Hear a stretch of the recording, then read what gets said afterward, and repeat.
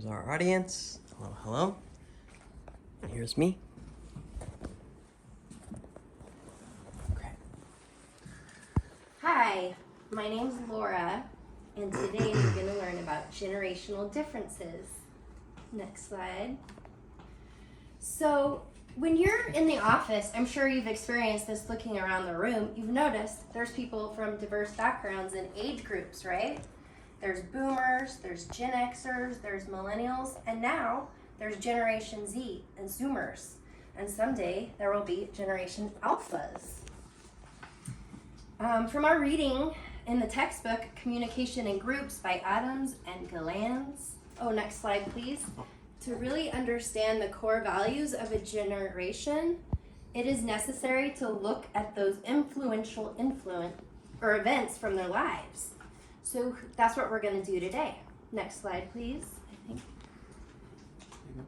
I think. Who is Generation X? I'm Generation X. I was born in 1973, and the era that marks this generation is 1965 to 1981. We're the demographic after the millennials. After the boomers and before the millennials. Things like Watergate, the Vietnam War, and, next slide please, and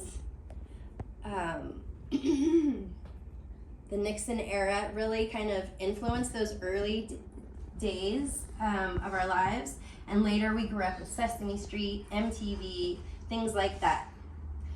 We're often the parents of millennials and Gen Z, so these days you might see us as the boss with the millennials and the Gen Z working below us. So some of the major influences, next slide please, was the rising divorce rate in the 1980s. Women were back in the workplace, and a lot of kids became latchkey kids. They would have to go home from school without a parent in the house, and they had to, fend for themselves.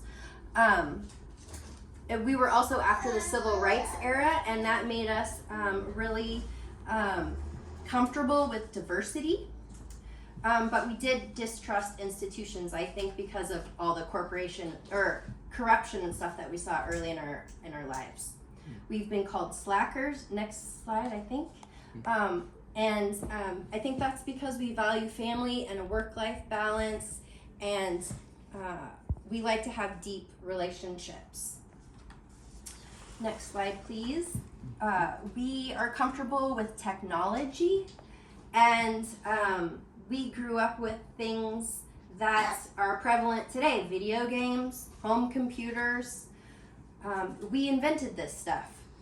Hip-hop, punk, metal, alternative rock, grunge. These were some of the eclectic musical genres that came out of that age. And skateboarding culture came out of this age too. Which my son's a huge skateboarder. Strengths, sensitive, we value relationships, and we're tolerant of competing points of view. We're comfortable with change, and we're computer literate. But we do have our weaknesses. Because of our angst and our skepticism of a lot of things, we can appear pessimistic and negative and judgmental. And a lot of times we put our personal life ahead of our working life, and that doesn't always look too great in the eyes of the employer. In 2024, you'll see us around. We're between the ages of 44 and 59 years. Next slide. We're in our midlife. We're getting older. We're caring for both our parents, sometimes our parents, sometimes our children at the same time. Sometimes we're taking care of little grandchildren. So it's kind of a busy time.